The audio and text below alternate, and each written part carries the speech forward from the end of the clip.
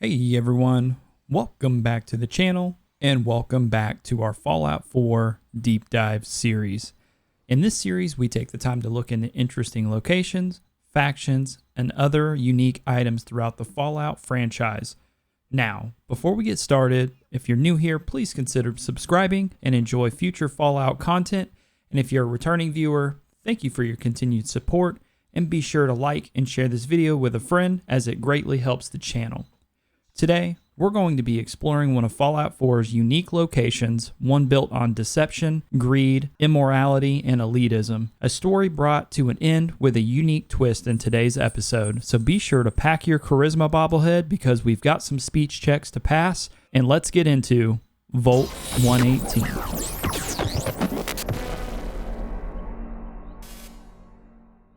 When wandering into Fallout 4's Far Harbor expansion, the sole survivor can spend some time following the main road to the northwest and will eventually stumble upon the Cliff's Edge Hotel. And as the name implies, this is a hotel settled upon a cliff overlooking the east coast of the town of Far Harbor. It was once intended to be a high-end resort for tourists visiting the island long before the Great War and was eventually deemed suitable for Vault-Tec's purpose of experiment, since it attracted individuals from all walks of life. When the sole survivor explores the hotel, they'll also quickly learn the location has been absolutely infested with feral ghouls, as this has been the case for a while. This is apparent when navigating the hotel. The player will find the trapper's note that reads, "This place is crawling with ghouls. Seems like for every one I kill, 2 more show up. Between that big gear thing and the terminal, I know there's one of those vaults here. But I can't find the damn thing. I'm setting up camp here and I'll try to push in further tomorrow."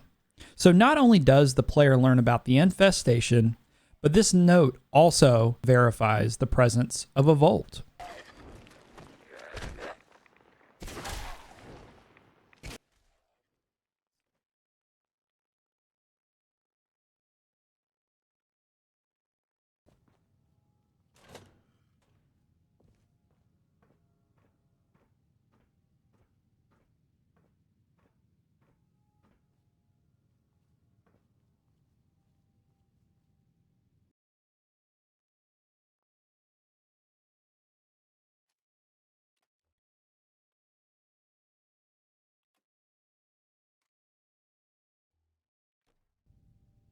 Greetings!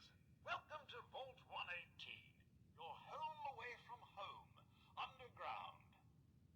Are you the detective we sent for? Why do you need a detective? Well, there's been a suspicious death in the hotel. We need someone to investigate. Are you the detective we sent for? Maybe. Tell me what's going on. There's been a suspicious death. We sent someone for help, but no one has come to help us yet. Are you the detective we sent for? If we choose to go along with it and say yes, we are in fact the detective, Maxwell will then open the door and give us full access to Vault 118. Yes, I'm the detective. Thank goodness. Let me just open the door for you.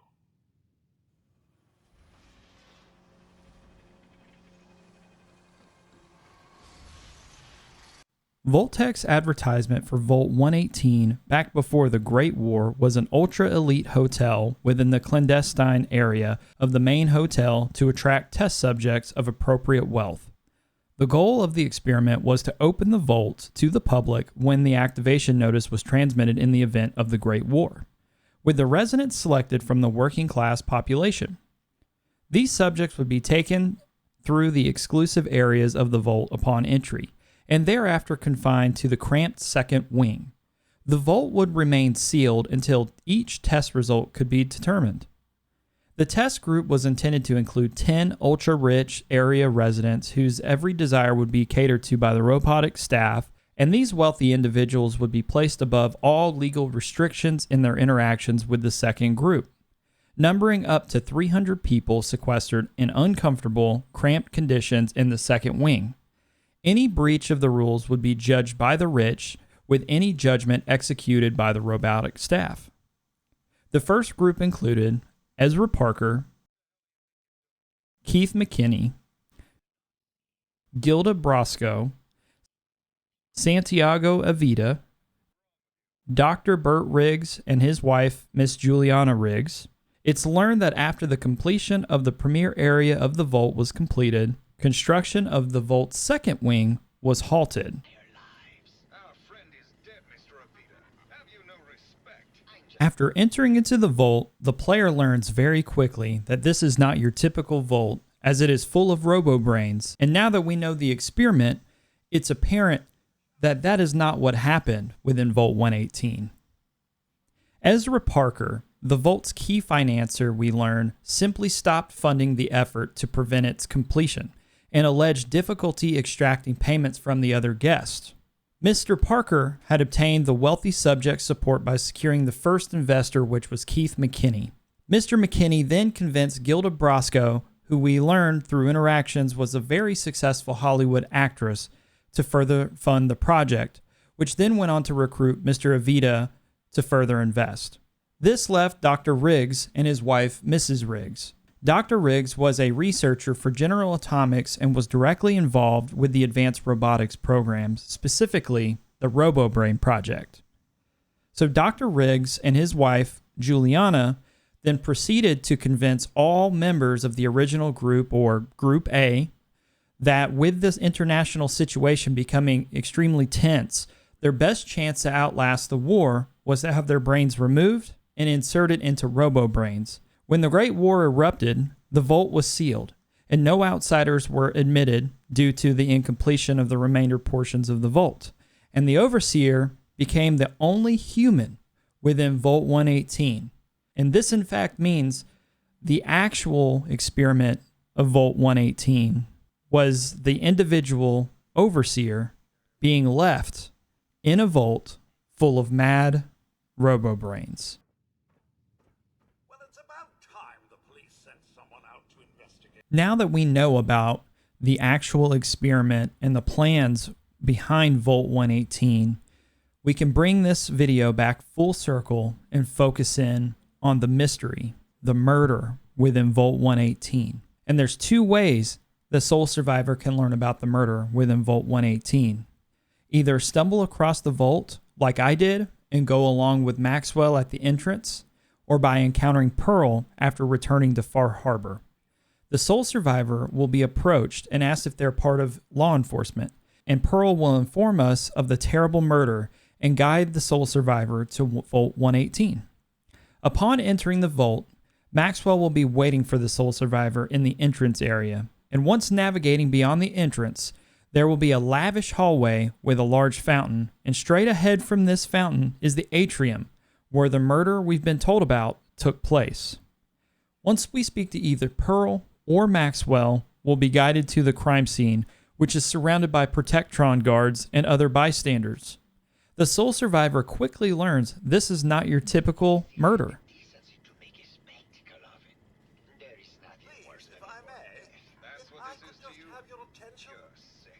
I'm sorry for shouting, but the detective has arrived and shall begin the investigation henceforth. Please return to your rooms until the detective has examined the crime scene and had a chance to come speak with you.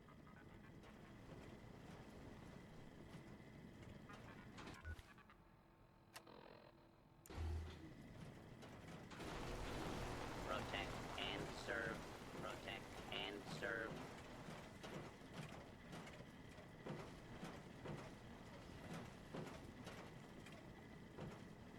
Have a look at the crime scene for clues. When you're ready, we can discuss your findings. You are free to question the residents, but their safety is our priority. So unless you have solid evidence, I would avoid accusations.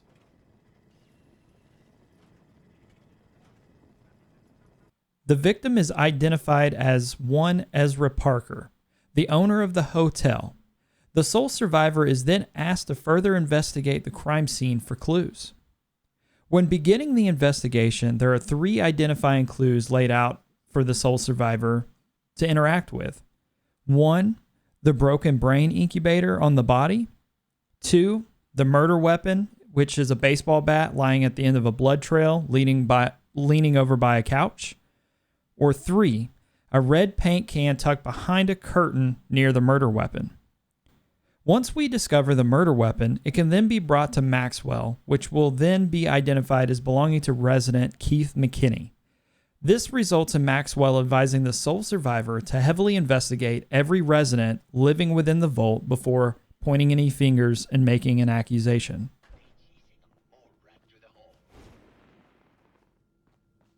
Following the recommendation of Maxwell and not throwing around accusation, the sole survivor further investigates the murder of Keith McKinney.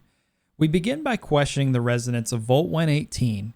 If we start with Julianna Riggs, we don't learn much until we speak directly to her husband, Dr. Burke Riggs, and eventually learn about his role with the RoboBrain project and his eventual influence on the other residents to transfer their brains into the bots. Hello, Mr. Whiskers.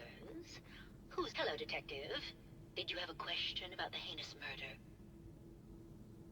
Did you have any thoughts about the murder? If you ask me, it's one of those actors. Or that horrible painter. Their type is always the cause of violence. I heard you had a big fight with Ezra a few days ago. Care to explain? Oh, well, it wasn't that big a deal, really. He wanted more money to pay for repairs on the hotel. I wasn't feeling well that day and lashed out a bit at the poor man. I really should have listened to him more.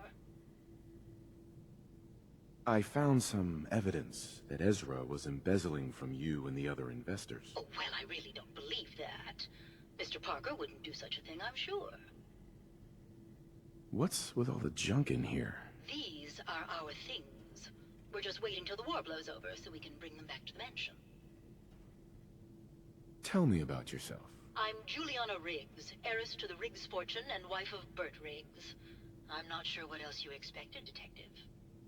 Died last night. Hello, Detective. Did you need something? Did you have any thoughts about the murder?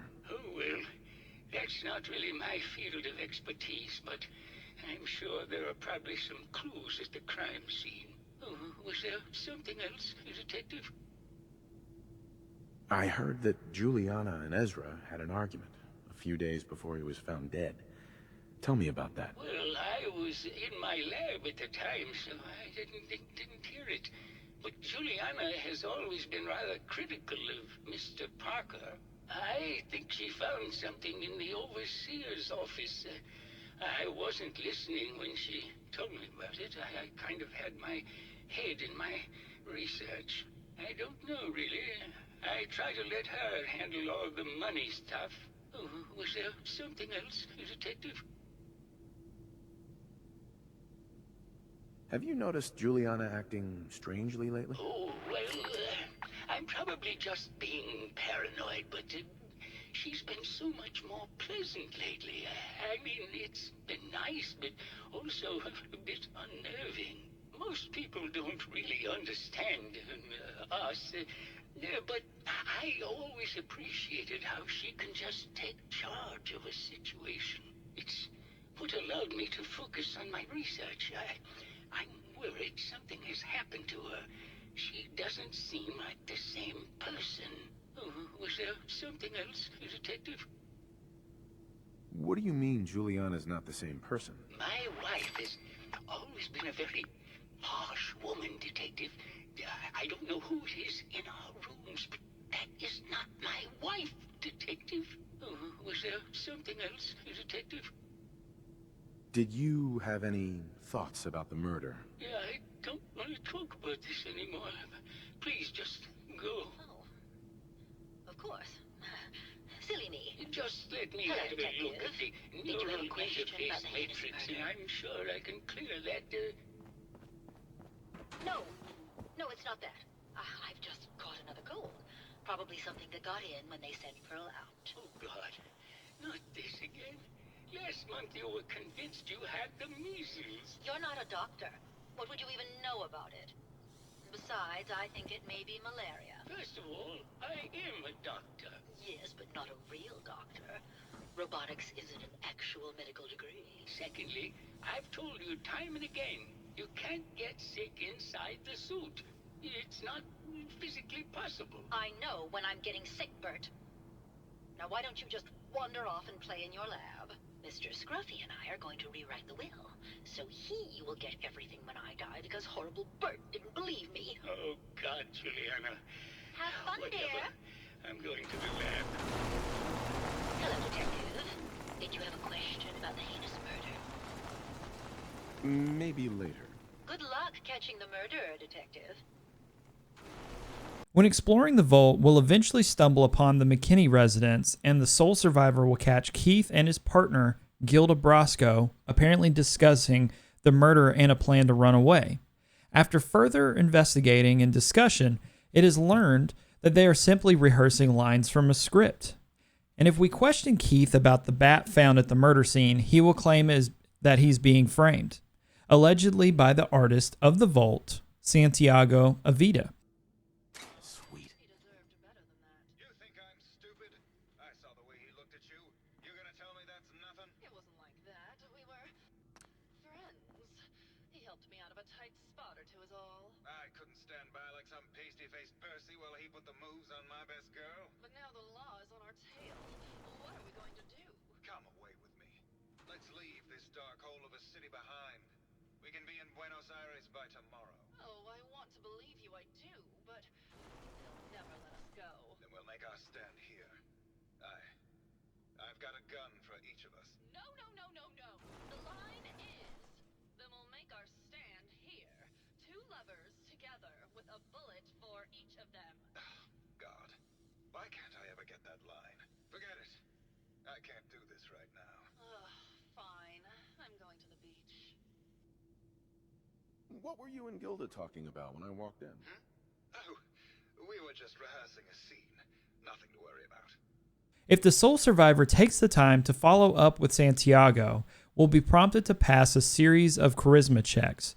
And if we fail them, and we'll be required to follow Santiago on a tour of his art and give opinions on each piece.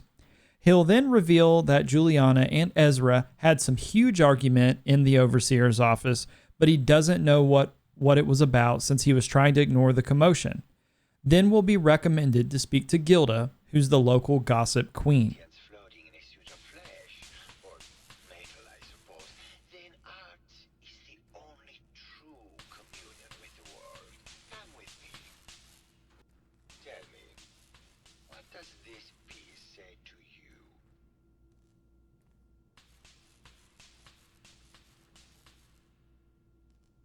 It's about composition, the balance of colors and emotions, and the struggle to maintain internal order. Indeed, this was the last piece I did in a series of portraits of Gilda. Number 1378. Her emotional landscape is superimposed on the portrait. The reality of the subject is distorted as the ego attempts to project itself. This way. What does this one say to you? It's the war. Bombs from every direction, no up or down, the world turned on its head. I suppose in a way it must be. Art shapes the world, and the world shapes art in return. All art must therefore be constantly reborn through the lens of contextual and historic interpretation. We must ascend. And what about this one? And please be honest, for art without honesty is just politics. It's a metaphor. A young creature grappling with ideas it doesn't possess the capability to understand. Intriguing. The mind will superimpose meaning where none was intended. I had not considered it. Truth be told, this is my best-selling piece. I did this series under a pseudonym, of course. This series has made more money than any of my serious works. And I did the whole thing as a lark. My fellow connoisseur of the art, here to see my latest work?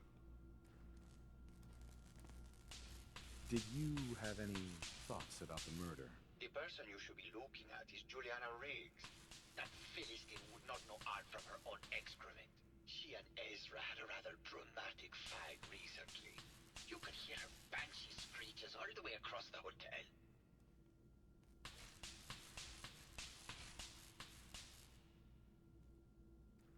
What were Julianna and Ezra arguing about? I don't know. I was painting at the time and I was trying to block it out. Though I bet Gilda probably heard them. Maybe you should check with her.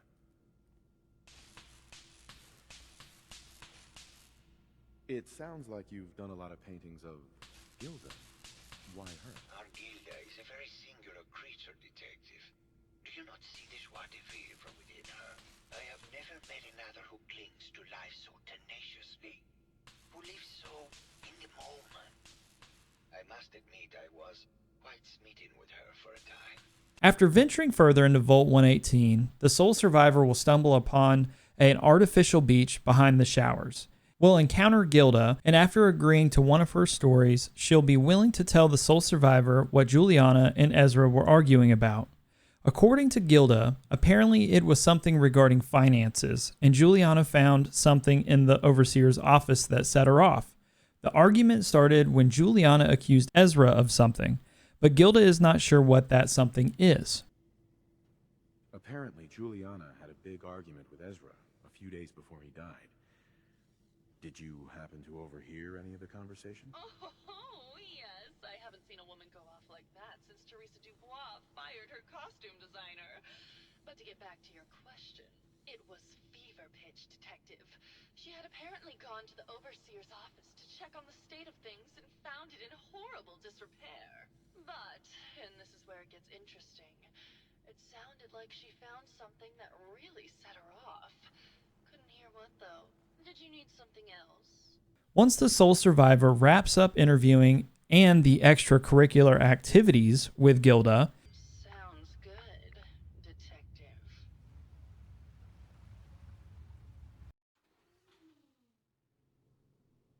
That was great, detective. But we probably shouldn't make a habit of this. Catch you later, Tiger. it's then recommended we further investigate within the overseer's office. If we explored Ezra's living quarters, we'll discover the key to the office on Ezra's desk. We'll clearly see the office doesn't contain any items of interest. The only items there that is really there to interact with is the overseer's terminal. And if we listen to the holotape titled Vault 118 Overseer's Log, we'll learn that Ezra was embezzling funds from the Vault Construction Fund, which is the reason the Vault's lower class wing was never completed.